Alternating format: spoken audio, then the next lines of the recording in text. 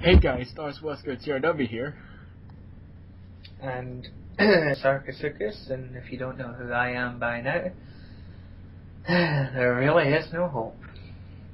Or we can just say that everyone is tired because you sound quite tired yourself. I can imagine you are. Well, it's just, as a side note, I've came to the revelation that I know exactly how the world works in terms of government and energy, that in fact the universe is all one conscience that is completely interconnected, and that aliens have been visiting the planet for thousands of years, and now we have undeniable proof. So what you're saying is you have too much on your mind at the moment. That could be why you're tired. Not really, it's just now I've just I'm bored. I've got like pretty much all the answers to the questions that I had, so. Anyway, that's a totally different topic.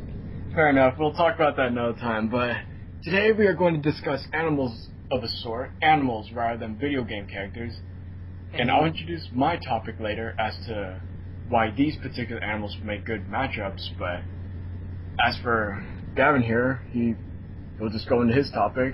I've yet to find out what exactly we'll be discussing, but I guess I'll find out right now. Alright, Yep. Floor is yours, Gavin. And I will be eating during commentary, so I apologize. Fair enough. Yeah, I mean, I know the original concept of this whole video, for those who don't know, is to have matchups like a set animal versus another set animal. Mm-hmm. And I was going to start off with the animal I'm an expert on, but then it occurred to me that really I can't think of that many animals that would be much of a match. So I'm just going to go through a few of them. Mm-hmm. And explain why, I mean, even though this is more an opinion-based video for me, in these terms it's more of a professional opinion that I do have, so I will be justifying it a bit more. Both from my own experience and, actually I've also decided to put in some videos in this as well, just to highlight some of my points. Which you guys are watching right now anyway as we speak, so I don't know why we're discussing that. Well, yeah, I mean, the idea is to slide the videos in when I'm talking about. Oh no, that's what I was saying. So don't worry. Okay, so we'll slide in the videos maybe about this point, even though we've already discussed it. So, I'm saying I'm getting bombarded with messages. Anyway, so it always happens. Nobody wants to talk to me. Second I do something, everybody wants to say something. Anyway, before I go off on a tangent, the animal that I'm going to pit against various animals, in fact, is the crocodile. And what species? For a main standing point, either the Nile crocodile or the Indo-Pacific estuarine crocodile, otherwise known as Australian saltwater crocodile. That too? I did not know that. Well, yeah, I mean, the thing is, people call it the Australian saltwater. Oh, I meant the Indo-Pacific part. But it's actually found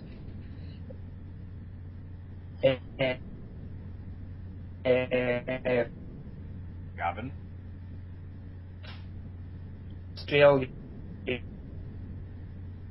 I think we're having technical difficulties.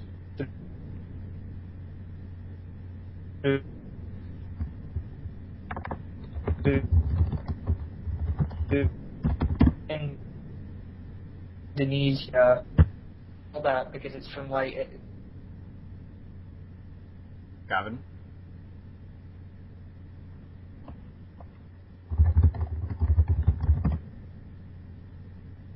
Alright guys, we had some technical difficulties here. I have no idea what happened. I mean, Gavin started sounding like a robot and then literally cutting in and out. And that's when we found out something happened. Yeah, but it wasn't to the call or Skype, it was to me. I malfunctioned. Gavin really is a robot then. Yeah, I didn't recharge my batteries. Domo arigato, Mr. Roboto. Now, if you could tell us what you were trying to tell us like a minute ago. So anyway, so I was saying, I'll use the Nile crocodile and the saltwater crocodile, or estuarine croc, because they're similarly built. You know, they're two of the biggest species, both in length and mass and strength. So we can interchange it with, those two crocs. First off, as a backdrop on crocs for people who don't know, crocodiles come from the Archosaur family, which was a family of reptiles that existed before the dinosaurs, about 200 million years ago, and they branched off into their own evolutionary track, so to speak, away from dinosaurs. And they were there throughout, basically since then, and they've changed quite little, respectively, over millions of years. They've just adapted their design. And really, once you look at crocs that are around about 70 million years ago, they look like today's crocs. Most of them are bigger, but, you don't have to be an expert to tell you, to tell me that's a croc. Mm-hmm. So, they're the last dinosaurs in the world, as a general term, and they do have that very prehistoric appearance. They remind you of dinosaurs, specifically when you see a really big crocodile. Gustav, Long, Cassius, Tripod, even Big Daddy. There's loads of them. They're everywhere. And speaking of Lolong, rest in peace to Lolong. He passed away a while ago. Due to anyway, I won't go into that. My hatred. Anyway,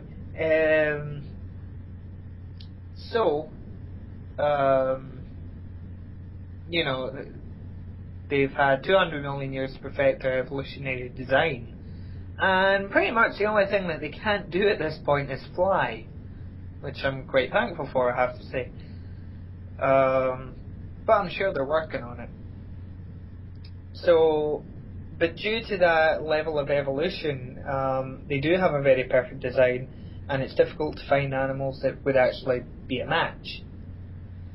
Because, looking at a crocodile's body, it's a brilliant design. First off, if you try and go near the head, you're going to get bitten. No question. They have nerve endings or line in their jaws, which are as sensitive as our fingertips. So they'll know if you're right there, right? Yeah, these nerve endings actually go along the line of their entire bodies, but they're mostly in the jaws. They're more numerous there, which helps them to bite things underwater and such. But the point is, they can close their jaws with, in a fraction of a second. It's literally a fraction of a second. It's less than half a second.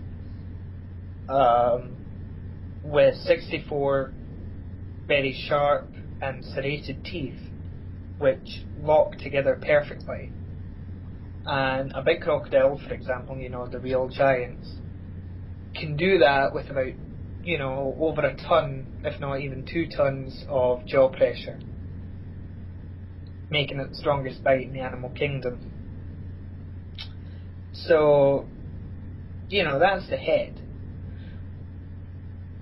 The back is just as useless to go near, because aside from acting like solar panels on the top, the armour is like organic concrete. And Nile crocodiles have the thickest armour of any of the crocodile species, because they have to deal with big African predators like lions. And a big crocodile, like 5-6 meters long, you take a 9mm handgun and you shoot it from about 2 meters of distance, that bullet isn't going to go through the armour. It probably might actually ricochet. No, it'll go in because the Oh, armor's right. bone. I mean, it'll go in, but it'll stop. So you're telling me, it's just an idea. I'm not gonna say I'm actually gonna do it, but so you're telling me I could make a bulletproof vest out of this and it'll be fine. It's still gonna hurt like a bitch because of the impact, but I mean, at least I know it's not gonna penetrate. Yeah, exactly. I mean, unless they're going to be using higher caliber rounds, but 9mm Well, of isn't going to course. go through it. A 9mm is the most common handgun you'll see. The problem with it's the weight. That is true. Quite heavy because It's like a chainmail. It's thick bone. No, and in actual fact, it's not a stupid thing to mention because African tribes used crocodile armor for battle. Oh, They would actually wear it for battles. Yeah, certain African tribes did that.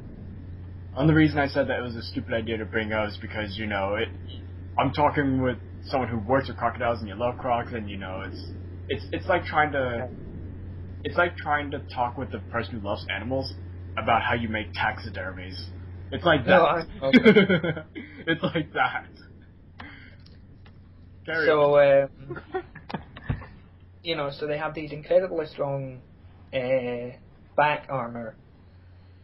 Then the tail is incredibly powerful, and they can break your legs with it. In fact, they can break legs of even bigger animals like zebras.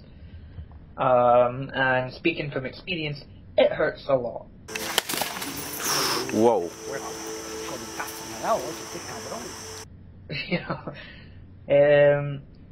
So, they've got themselves covered from all angles, really. And they've got even though they're kind of built like a tank, they've got an incredible flexible. They're incredibly flexible. So, if you grab a croc by the tail, it can spin around and bite your hand. Yikes. And it can do that very quickly. And a croc's just all muscle anyway. If not all bone. Yeah, I mean, it's bone and muscle, that's the thing. You know what I mean. but it's elastic. It's like a super elastic tank that also works as the perfect submarine. Because they've got membranes to close their eyes, their ears, the nose, and the bottom of the mouth, so that no bubbles escape. In fact, that membrane at the bottom of the mouth allows them to bite you underwater. So they can't eat you underwater, but they can bite because they can open their mouth and no water is going to go in. And they can. I mean, there's so many facts. I'm not going to sit here and talk only about facts of them, but it gives you an introduction. So, I mean, let's think of animals. I mean, it's like lions, for example. A pride of lions can overpower and outnumber a 2-meter long crocodile. 2 meter long. Sorry. Yeah. Isn't that like 6 feet? Yeah. I mean, like, you would think that might be understandable because I mean that's probably like a juvenile croc. I was thinking. Well, yeah, it is. Only about 12 years old. 12? Yeah. How old are the big ones then? How old are the big ones? Well, crocs can live up to 100 years, if not more. So. Well, I remember that fact, but I mean, like, how old are the big ones then? Are they like 20, 30 years old is when they start to reach adult size. So you're telling me that if I were a crocodile and I'm by my current age now, I will barely start hitting my actual adulthood.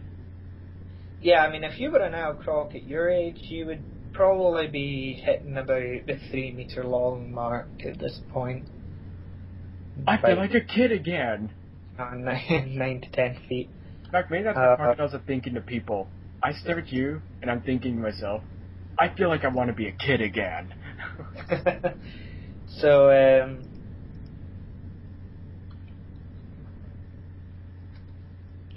let me think. I'm talking chew gum at the same time. So, anyway,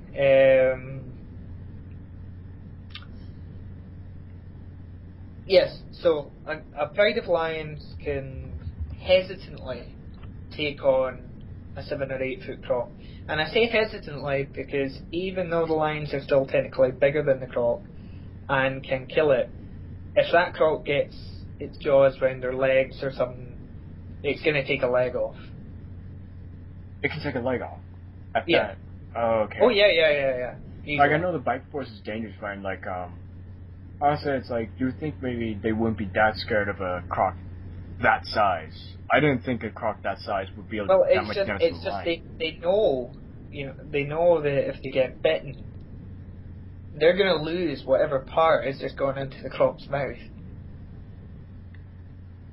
Because the croc will either shake its head, which I'll put probably a video here to show the head shake, or it'll roll its body in the very famous death roll.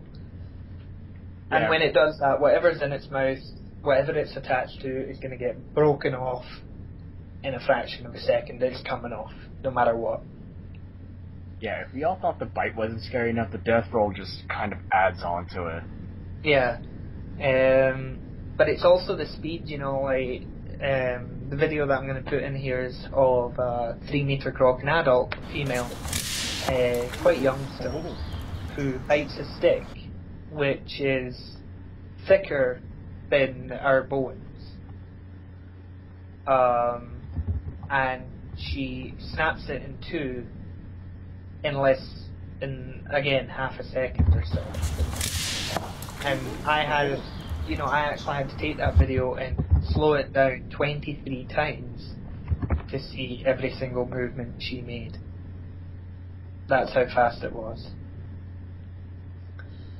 So, and that's a stick that's it's thicker than our bones, and she ripped it in two in the blink of an eye.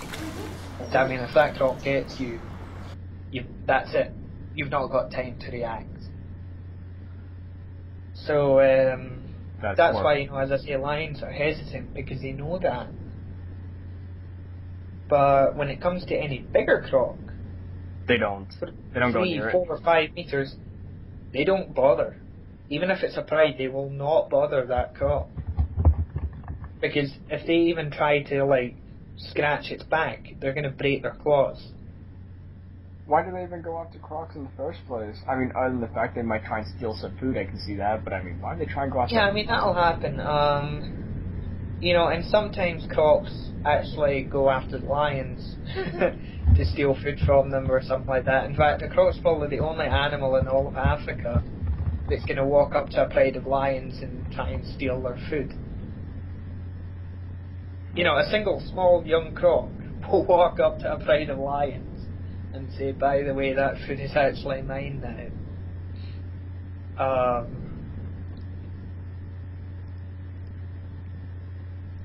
So, it's definitely, crocs certainly know they've got that strength, and as I say as well, the tail, they can break the legs of any animal that comes near them.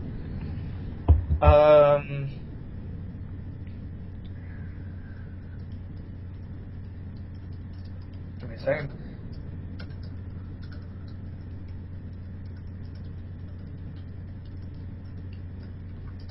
So,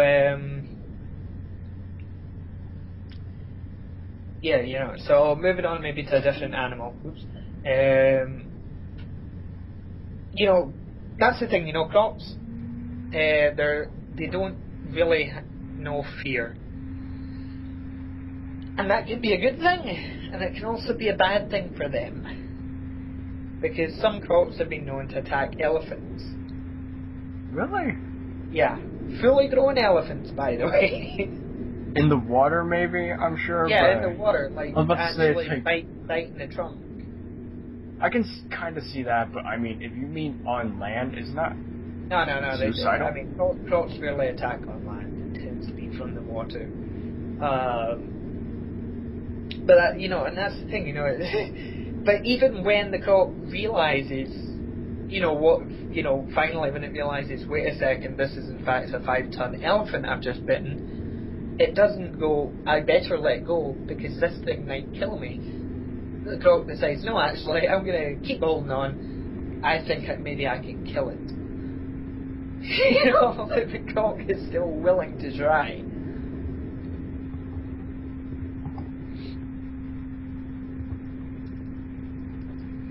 And so yeah, but obviously, you know, again, you know, the elephant's always going to win that. But the elephant could end up, you know, terribly hurt. And the trunk is a very important part of an elephant's body. So I mean, if a croc bites and does terrible damage, the elephant could actually die as a result later on.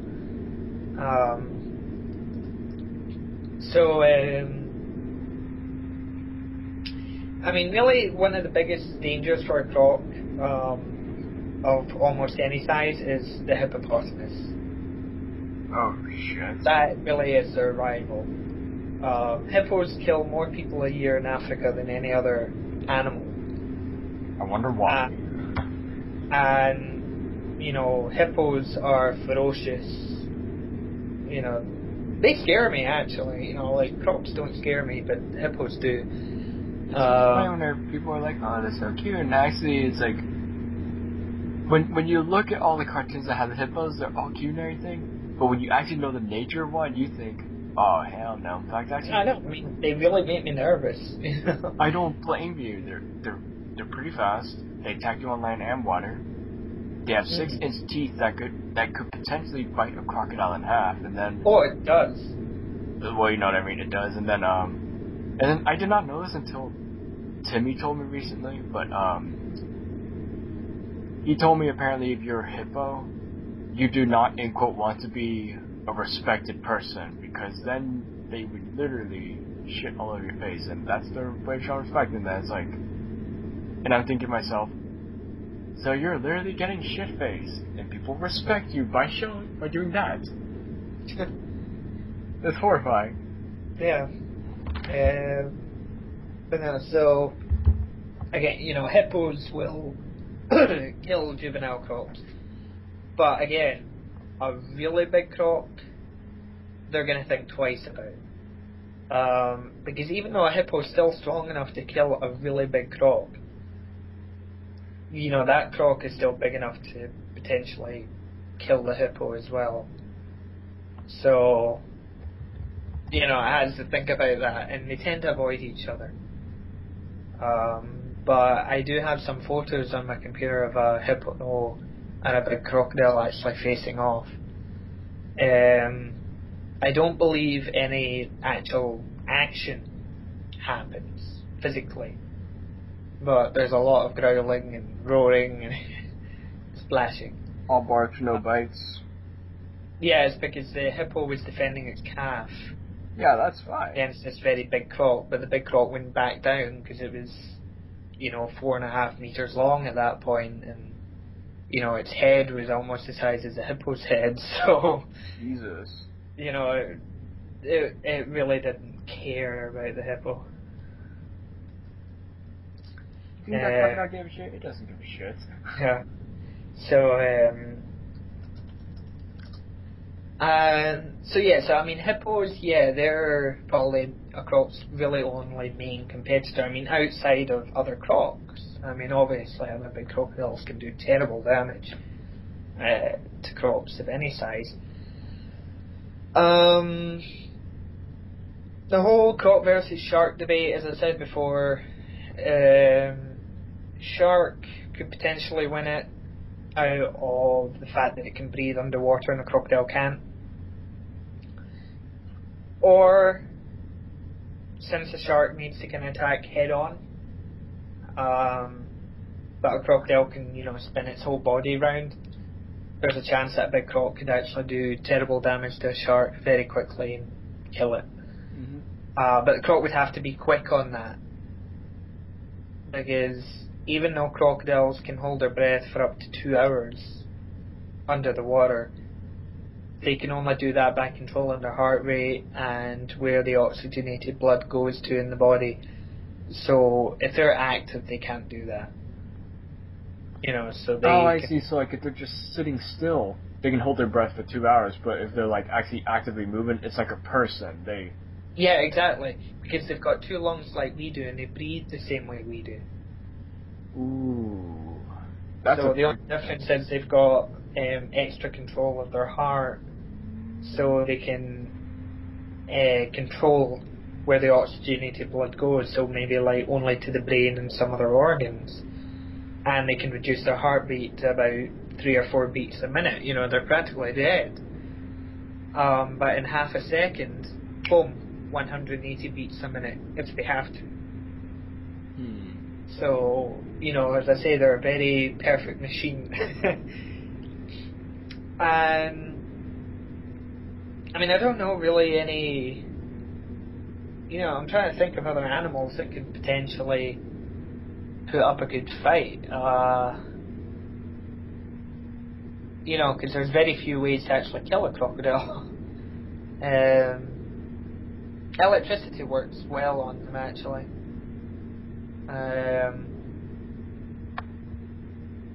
I'm really trying to rack my brains for animals that, you know. No, I mean, I really can't think of much that can take them on. You know, they really are. They're incredibly powerful animals. And, you know, they have very few predators. So, as I say, I mean, they're the last dinosaurs, and they certainly deserve a lot of respect. You know? I mean, every case is different, but as I say, if we're talking about giant crocodiles, you know, 5-6 meters, nothing can really take them on. I wouldn't think so. Except, as I say, maybe hippos and, of course, elephants, and other crocs. And potentially, you know, really big great white sharks. But aside from that, really nothing's going to give a croc any trouble. So, it's a lot better not to mess with a crocodile. That's for sure. Just leave it alone. If you leave it alone, I can assure you it will probably leave you alone. Says the guy who works with crocodiles. Yes, I don't leave them alone. Yeah, I like how you say that so casually. It's like, says the guy who handles crocodiles. Yeah, but the thing is, I know you do. That's why, you know, I understand just how powerful and dangerous they are, because the number of close calls I've had remind me every time. You know, 2 weeks ago, I got a tail strike from a big crocodile on my leg, and it still hurts. You think of that, 2 weeks, and it's still quite a bit of pain. Oh shit. Only if I touch it, but you know, that area still hurts. Don't want to imagine that. But I'm very lucky because that croc could have broken my leg. And the only reason it didn't is because it didn't mean to. That's, you know, it wasn't swinging its tail with the intention of hitting me. It was just swinging its tail. Yeah, its tail just moved because the rest of its body moved. And it just so happened that I was standing a little bit too close. So... This is Big Daddy that hit you, if I remember correctly, right? Yes, it was. So here's a picture of Big Daddy, insert picture of Big Daddy here, so we all get an idea of what the fuck it was that hit Gavin. Yeah, I mean, I think I might even insert a picture which actually has me with him, just to do you want your face? Do you want your face in there, or do you want that edited? I don't mind. I don't know. I'll think about it. Well, I'm working on the video, which people are watching right now, anyway. So I mean. No, I know. But I mean, I'll need to send you the pictures and stuff anyway that I want to use. So. True. Just don't make it too much, because that just means more work for me. I would hate to give you more work. I have to actually do math. That's the problem. Yeah. You'll find a way. If not, I'll do it. Fair enough.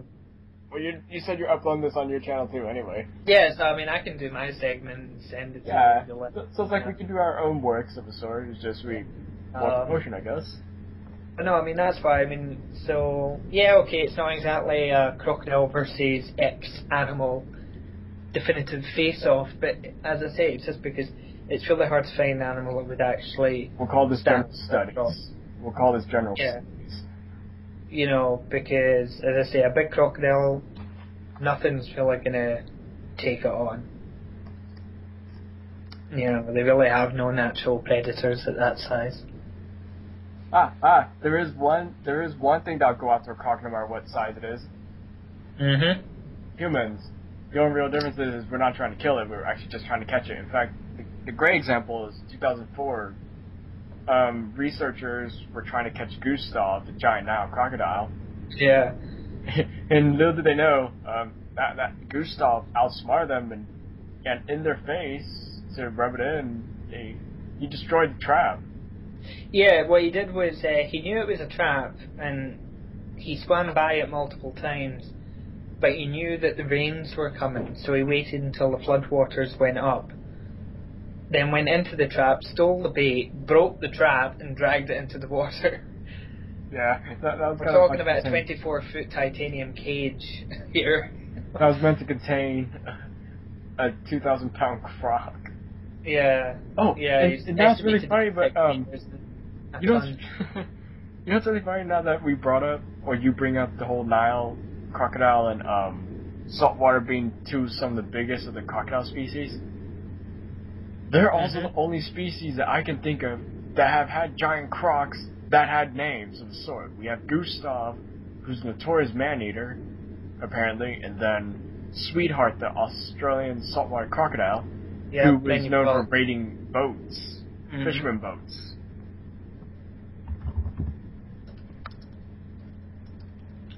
No, I mean, there are various ones, but, I mean, a misconception just for anyone who knows anything about crocs. Saltwater Niles aren't necessarily the biggest species. There's actually a lot of they're among the biggest species. Really big species out there as well. You know, like the false gharial, the tomistoma. That one's really big. The gharial, the Indian gharial as well, another big croc, 6 meters, along with the tomistoma. Actually, the tomistoma or the false gharial can get up to about 7 meters. Isn't gharial with the really thin snout? Yeah. Critically endangered, 6 meters. The black caiman, 6 meters as well. Then, for example, as well, American crocodiles get 5 meters, maybe even 6. Oh yeah, that was actually what I was gonna bring up. Like, how big do the American crocs get? Those look terrifying, actually. Yeah, there's a lot of big American crocs in the Tarcoles River in South America and Costa Rica, and Puerto Rico or wherever that is. Anyway, Latin America. I'm a herpetologist, not a geologist. Anyway, and so, you know, there's a lot of big crocs, and it's just right now we don't really know how big a lot of these species get due to the hunting that took place over the last century. But if we're able to leave these crops for a set time, maybe the giants will come back, because there's a very famous croc. I mean, there's fishermen's tales of crocodiles 8-10 meters long, and I find that hard to believe. But, I mean, 8 meters I don't see as much of a stretch. That sounds I really don't. Because I've seen some pretty interesting evidence on that. I mean, I've seen some big skulls that, could come from crocs, 7-8 meters long. It's just, it's really hard to tell. Oh, me. But yeah, I mean, I think, if you give crocs time, food, and space, you'd be amazed how big they get. So, we'll just have to wait and see. But no, they are. I mean, they're very important animals, even from and this is. I'm gonna wrap it up here, because I've been talking for far too long.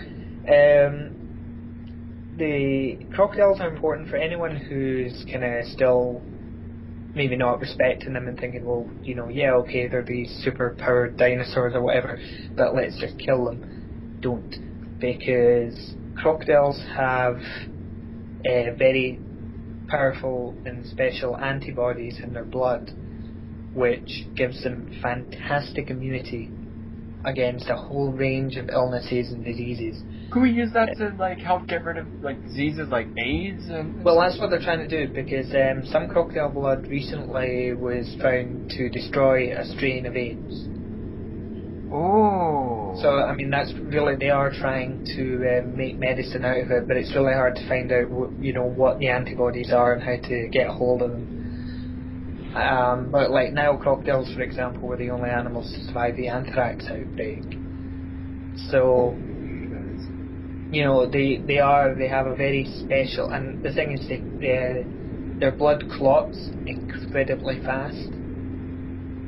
They've got an automatic coagulant, so even if they suffer a horrendous injury, it will stop bleeding very quickly.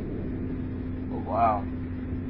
That's how they can, that's how you'll see crocodiles missing limbs, tails and all that, and they're still perfectly fine. And then any infection that would set in normally is defeated by their immunity. Wow. So, that's why they are important. We have to, not only from the ecosystems that they maintain, but they could be the future to modern medicine. Yeah. So they're very important special animals. They are indeed.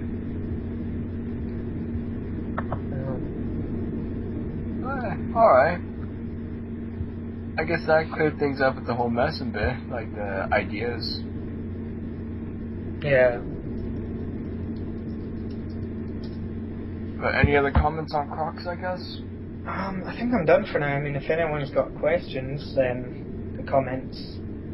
And otherwise, as usual, you know the drill. The video is open for discussions and debates, but no negative comments will really be tolerated. So, of course, if you're going to insert any negative comments, either specifically towards me and Gavin, then they'll immediately be removed. Otherwise, you can bash animals, we're just going to come back and bash you. That's all we're going to say. Well, as one of my friends pointed out, because I was telling him, because I've got someone who's giving me grief at the moment, and another friend said to me, I would think it would be a very stupid idea to try and piss someone off when they have 250 crocodiles. I don't get it. As in, if I want to murder you, there will be no trace of my involvement, because there won't be a body to identify. Because crocodiles also have incredibly strong stomach acids, so they dissolve even bone. So what about the 20 people against you? 20 plus? As I say, 250 crocs, 20 people. In fact, actually, one notable incident would be during World War II, but it was the Ramri Island or something in Japan, I believe. But yeah, hundreds of Japanese soldiers got eaten by crocs. Yeah. They're probably just hungry. It's not like. No, yeah, exactly. I mean, they just took opportunity. I mean, that's the thing. It's not like humans are part of the diet. It's just they're just. I mean, crocs don't really taste much anyway, so. They just eat meat. That's it. And humans are really easy prey. So. Oh yeah, especially when they're just fleeing. A rule of thumb for battle is whenever you're fleeing, you don't think about how you're going to fight people. You just flee. So when they're just fleeing into the marshlands, they were ambushed by crocodiles. Yeah. I think really the last important point to make about crocs is that they have memory and intelligence, and that is what makes them so dangerous. Oh yeah, so for example, if you're camping and there are crocodiles in the area, you be sure if you're going to get water, do it at different times, because if you do it consistently, that crocodile is going to say, okay, so he's been coming out here at 2100 hours to get his nighttime water. So when he comes out here at 2100 hours, I'm going to snag the shit out of him. No, I mean, seriously, that's what they do. Oh, and They will, I understand that. that's the thing, they'll look for patterns. So if you keep doing the same thing over and over and over again, they're going to catch you out. These fuckers are smarter at math than I am, too, that's for sure. Well, for example, with their ears, they use one to calculate the speed they need to travel at, and they use the other to calculate the distance you are from them when they're under the water. Exactly. So that they can get a perfect strike. They're smarter at math than I am. Mm. I need to get Big Daddy to do my math homework for me.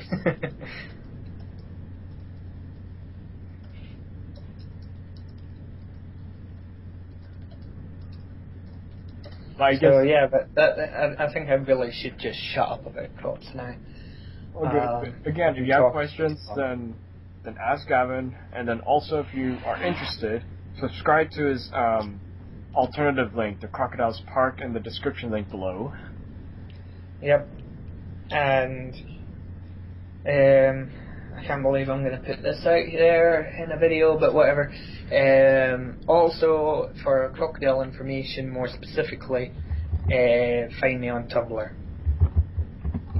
which is just STARSWeskerTRW.com. And then I guess we'll transition from a seriously prehistoric animal to modern day animals now. Yeah. The first one I'm going to discuss is the wolverine, which is native to Canada. If I remember correctly, it's also found in other areas. But here's the best way to break down the wolverine in the short run. It's a medium-sized animal, I should say. It's not small, so that you could call it a mongoose or anything, but it's not big, so you can call it a bear. So it's in the middle. But what makes it so dangerous is the fact that it's moderately heavy. Like the adult. It's a weasel on steroids. Yeah, weasel on steroids. It's up to 70 pounds about when it's an adult male. On average, they're between 20 to 30 pounds. And they look all cute when they're looking at you, but when they open their mouth, it looks like a bear trap. It's like, and they're fast and they're persuasive. Okay, so they'll eat.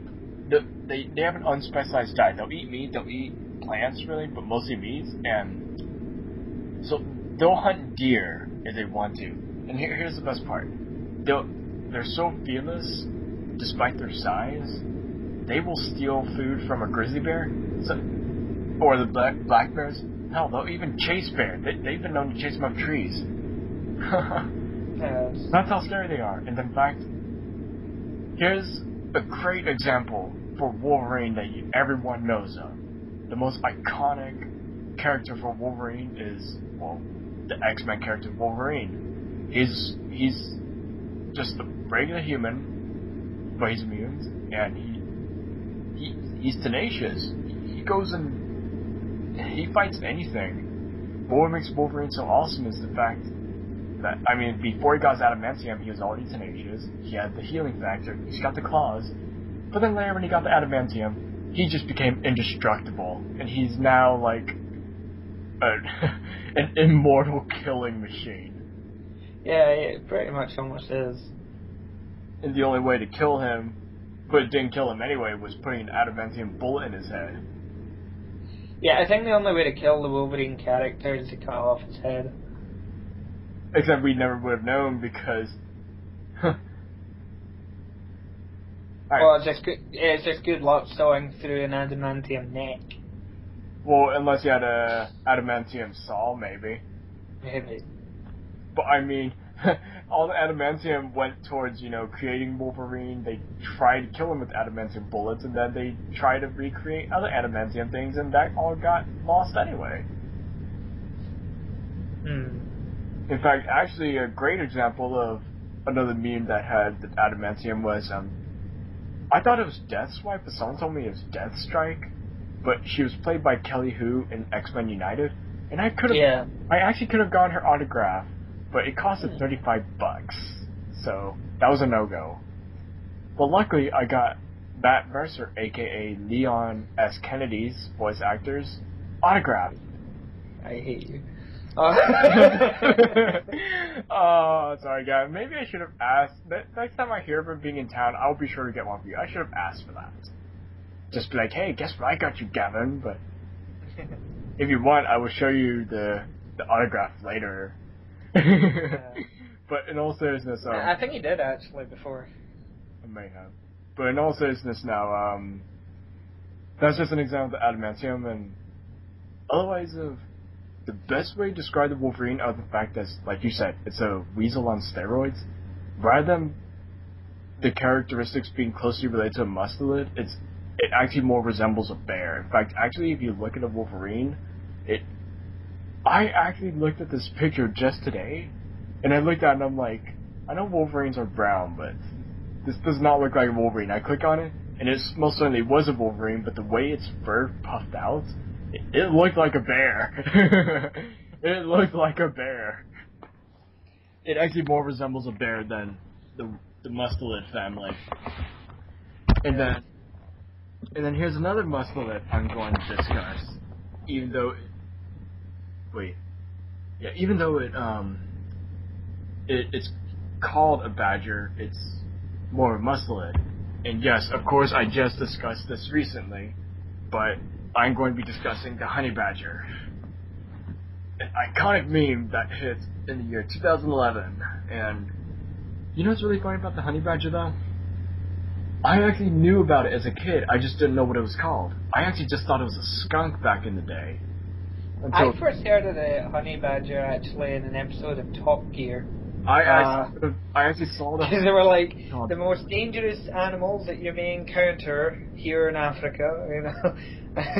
You know, crocodiles, lions, leopards, elephants, honey badger, hippos, puff adders, honey badger. Oh yeah, and it just doesn't sound dangerous. I actually saw the honey badger in the movie called The Gods Must Be Crazy, and to reconfirm it was 1984, 1989. I cannot remember, but it was somewhere along that line. But I saw that as a kid, and I thought, that's a funny looking skunk. It's so cute. And then later, I'm like, hey, that looks like it was The Gods Must Be Crazy, and I reconfirmed it on Wikipedia, and I was like, oh my god, it was the honey badger. And what makes the honey badger so dangerous is it has loose skin, so it can move about freely. So if you were to grab it in the back, then it can actually turn itself around in its skin, and it can still attack you. And it's got long claws, which are very good for combat, and it's very good for digging. And it's got very sharp teeth. So, and the honey badgers also move fast, actually. They can move as fast as a young man, so I guess that's kind of subjective, because all men move at different speeds, but the reason honey badgers eat so much is because they constantly move. And on average, an adult male honey badger can actually cover 25 miles of running/walking. Because of their diet, which is unspecialized also, and they primarily eat cobras, or just snakes in general, they have been known to eat up to 30 feet of snake in 2 days, on average. What I found really fascinating with the documentary I saw on the honey badgers, just sorry to interrupt, was when that puff adder struck it in the face. And, the honey badger collapsed over dead. And then 30 minutes later got up as if it just decided to have a nap. That's true. Actually, that's the thing that researchers are trying to understand. Like, does it actually have immunity to... It must do, because if it preys upon them, then you'd imagine so. But yeah, it's just really funny that, the honey badger is just eating the shit out of it, and then it passes out. Look at that. I know, just like, yeah. It's kind of like, look at that sleepy fuck. And then he gets right back up, as if though nothing happened. Yep. In fact, actually, on top of the fact that honey badger's badass all around, you know how badass it is also in general? people have gotten nicknames of the honey badger. Like former LSU football player, if I remember correctly, had a nickname Honey Badger, and before he retired, he was in a game, and apparently the newscaster actually made a reference. Honey Badger don't care. Honey Badger just takes what it wants. And this is literally right as the Honey Badger meme became popular. Yeah. And then actually, here's another example of how awesome Honey Badgers. I completely forgot to mention this in my previous video when I discussed Honey Badger, but the Honey Badger actually got an assault rifle name. Like, it's an assault rifle. Oh yeah, that's true. Yeah, it's called the ACC Honey Badger, but essentially, it's like a Honey Badger. It's a really, really small assault rifle in general. It's got a collapsible stock, and then it's really quiet because it's actually got a silencer built in, so it's quiet. So when you're using subsonic rounds, which generally means like small assault rifle rounds of sorts, it's really quiet. And then when you use the heavier caliber, it's not that much noisier. It's still really quiet. In fact, actually, I can include a link. In fact, why am I even discussing this? I'll use some of the clips maybe, or just send you a link. But FPS Russia did a video on the ACC Honey Badger, and he showed himself using smaller rounds and heavier rounds on how quiet it can be, and it's really accurate, and it's really fast. So I can see why it's called the ACC Honey Badger. That assault rifle did not give a shit. It really doesn't. That, in fact, that's the funny part. I had an idea for policing. Like, you know how I discussed how I wanted to do Samurai Edge custom replica from service weapon? Well, I had an idea for a Honey Badger handgun custom. It's kind of like the opposite of the Samurai Edge. You know, Samurai Edge is typically a silver frame with black slide and wooden grips, right? Or at least this is Wesker's Samurai Edge. Yes. I was thinking the Honey Badger could be the inverse, you know. Silver slide, silver barrel, and a black frame, right? Mm-hmm. And what if I had pearl white grips, and then on the slide, on one side it has an etching that says Honey Badger don't care, and on the other side it says Honey Badger don't give a shit. How awesome would that be? Would be. I love how American you show yourself to be. Hey, Second Amendment, and plus I want to be a police officer. I mean, come on. I'm an officer that wants to have fun with this gun too, you know. You know, just. Yeah, in America, I'm a police officer, so I'm gonna shoot then ask questions later. No. I will shoot to kill. I will not shoot and ask first questions later, because if I'm shooting, I'm helping someone. In fact, actually, here's my proof. Help them to pass over to the other side. Honey Badger. Honey Badger don't care. Honey Badger don't give a shit. Oh, I would love that. Just, you know, pull out my Honey Badger, and then if a person's like, wait, stop, I'm not gonna shoot them, and I have my doubts about it, I'll just say, Honey Badger don't care. Honey Badger don't give a shit. Bang! Like I said, I'm only using deadly force, of course, if protocol calls for it. It's not like I'm gonna whip out the Honey Badger and just say, Honey Badger don't give a shit. In fact, actually, you know what I would do just to kind of add effect? Maybe for the beaver tail, maybe extend the beaver tail, and then give it like some bristles or something, you know, so it's like the Honey Badger tail. Good dude. Oh, I just thought the Honey Badger versus a Wolverine would have been a great matchup because they're both part of the mustelid family, and they're very similar animals. They're both medium-sized animals. The Wolverine is larger in mass, but the Honey Badger is smaller. But they're both similar, like you said. It's just, you know, they're similar in size. They have similar characteristics. They both have unspecialized diets, and this makes them among the top predators of their ecosystems in particular. In fact, actually, Wolverines, like I've already said, can chase off bears. Yeah. You know what all a honey badger can chase off, right? Oh, yeah. It can chase off leopards, it can chase off jackals, even lions.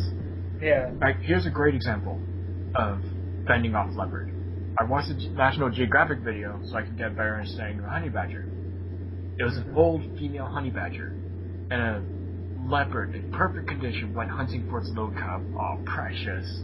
But, it picked up a honey badger, and, of course, you know as they say, if something looks weak, you pick it off, right? This goes for video games. In a versus game, you go pick off a weaker opponent, and you kill them. That's what this leopard did. It went to pick off the honey badger. This honey badger had, like, no fangs left to fight back. It took a full hour for the perfect condition leopard to kill the old female honey badger. A full hour. Yeah, I remember. And of course, because the leopard can't get a good grip on it because, you know, it's got loose skin. And then since I brought up the whole honey badger and its badassery into play, and then law enforcement, what if I were to train a honey badger for the narcotics department? How would that go? I don't know if I really should answer that question. I think everybody's gonna just ask, what the fuck? In fact, you know what I would do? I would name the honey badger Randall, and then it'll be like, hey, I have that feeling we got narcotics. Hey, Randall, come out and see we have narcotics. And if Randall finds narcotics, then people will be like, hey, that's a honey badger, not a dog. You can't use that. Hey, it's a narcotics animal. You are interfering with police work. So if you want to interfere any further, then go ahead. You just won't like what's going to happen. And then if he tries to hurt Randall won't care. Honey badger don't care. Honey badger don't give a shit. Randall just ripped a new one. But in all seriousness now, if you guys have opinions as to what other animals could have been a good matchup for the crocodilian family, then insert comments below, or if you think that the matchups are good, explain why, or just say, hey, that was a good matchup. And same goes for Wolverine and Honey Badger. If you think it's a good matchup, then say so. Otherwise, if you got another matchup of the sort, or if you want to do just a commentary in general, or just have any ideas, feel free to discuss them. But otherwise, maybe the Honey Badger would be a good match for the Croc. I'm kidding, that's an entirely different category. A young croc, yeah, probably wouldn't know what to do, but a big croc would just swallow it whole, probably. Actually, I do have one question, though. Just one legit question. Of course, nothing's gonna get into a crocodile's stomach alive, but assuming it does, for example, would it actually be easier to destroy a croc from the inside out? Potentially, but that's if the stomach acids didn't kill you first.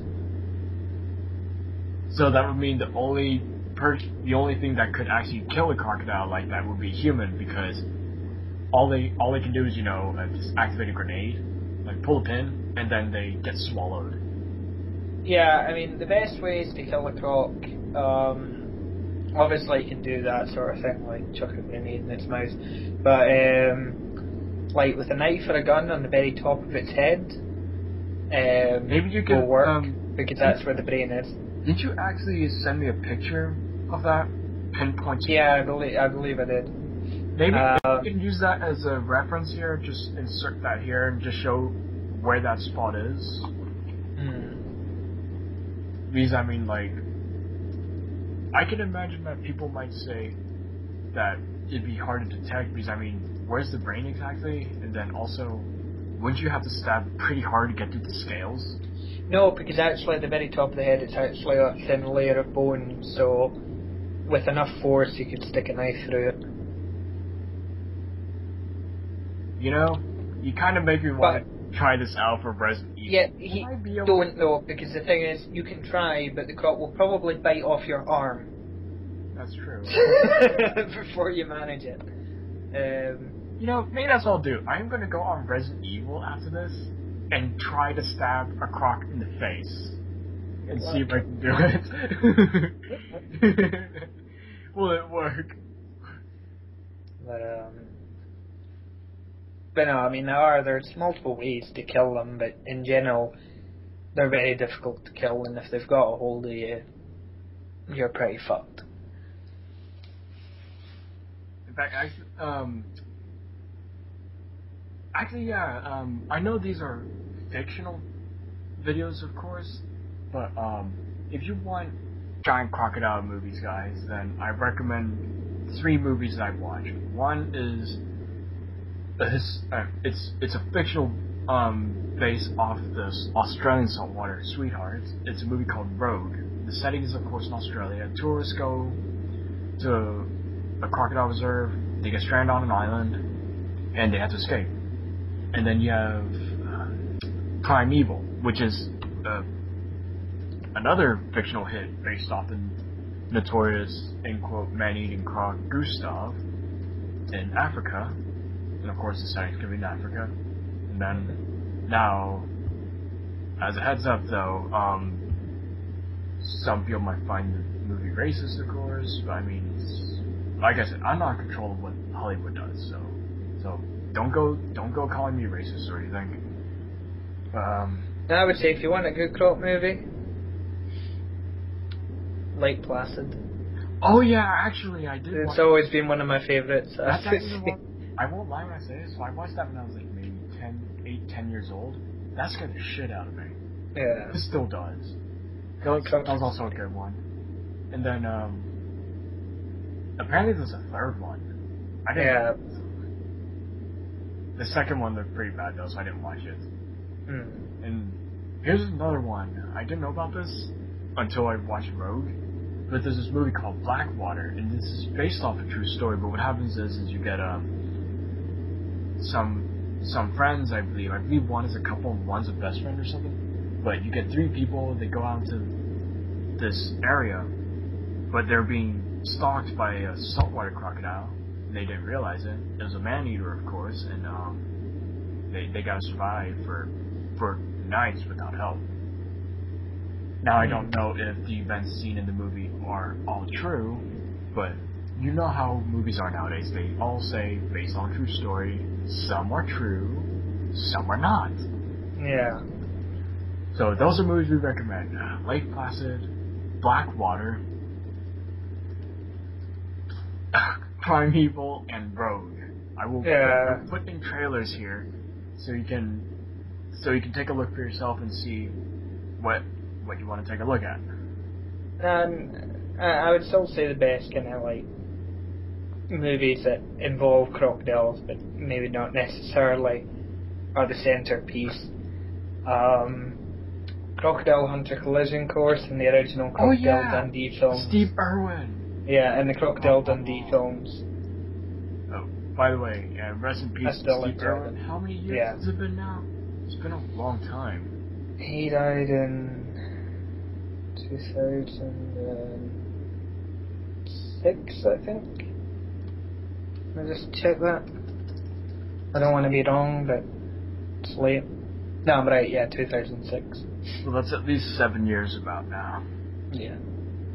Very unfortunate day. I cried when that happened. I was so sad. Me too. Well, he was my hero.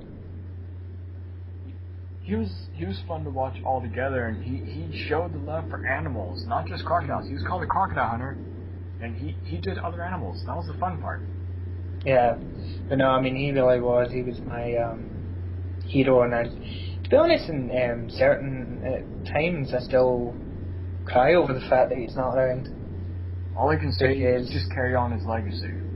Yeah, and it's just, I mean, the thing that makes me cry more is just not being able to ever have the opportunity to shake hands and thank the man who basically gave me the life that I now lead.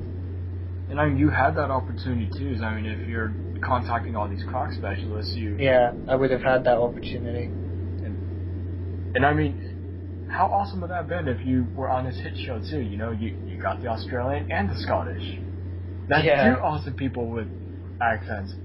And I can just imagine you and him at the same time. Crikey, mate! How would you sound if you did it? I gotta hear this. Oh, give me a second. But I mean, the idea of catching crocs with him would have been incredible. It would have. Because he was definitely one of the best. He was the best in my opinion. I watched him as a kid. He's the best. But it's like, I even watch his programs now as a croc specialist, and I see some of the things he's doing, and I learn things, and I'm like, damn, that's pretty clever. You have to show me some of the hardcore clips sometime. Yeah. Because when I started watching him, it was literally early in the mornings maybe, so I didn't really get the chance to actually watch it all. Mm-hmm. But I mean things like putting a top jaw rope on a croc and feeding it through the croc box. Oh my god. So what you do is you've got a team of people at the end of the croc box that pull the rope, and they literally just pull the croc into the box. Oh my god. No need to jump it, no need to, blindfold it or anything like that, just boom, in the box. And that's you. Crikey, mate! And then you can open it up on the other end and let it out again. It's a brilliantly simple strategy. So yeah. It's weird, I can try and put on a British voice whenever I talk in other ways, but apparently I can't do it when I want to say one simple word. No. How would you sound if you said crikey though? Just like, crikey, mate! Oh, with my Scottish accent. I'm not going to do this quite as loudly as I would like to. These people are sick. Yeah. But with the Scottish accent, it's going to sound a bit more like this. Crikey, mate. Oh, man. That was so unenthusiastic, but whatever. I'm tired. Yeah. But here we go. We have all these links in the description in which you can take a look at trailers. You can see links to videos of sorts, or for like educational purposes. Plus, we got some of the educational clips in here. And so you got the professional opinion from Gavin, and then you got, opinion from me with some professional facts in there. I kind of in quote call them a professional because I'm not a professional animal specialist. My friend Timmy is. Amazing one. But to all of those who have watched this part of the movie, we give you props, and again, just leave your comments here, and if you have things to discuss, then go ahead. Just don't leave any negative comments, or else either we'll delete them, or we'll come back and say some wise crack shit of our own. Indeed. But I guess we'll wrap this up here, and otherwise, look forward to our next topics. We'll figure out what to do next time, but we'll catch y'all later. Ta-ta. Did you record that shit or what?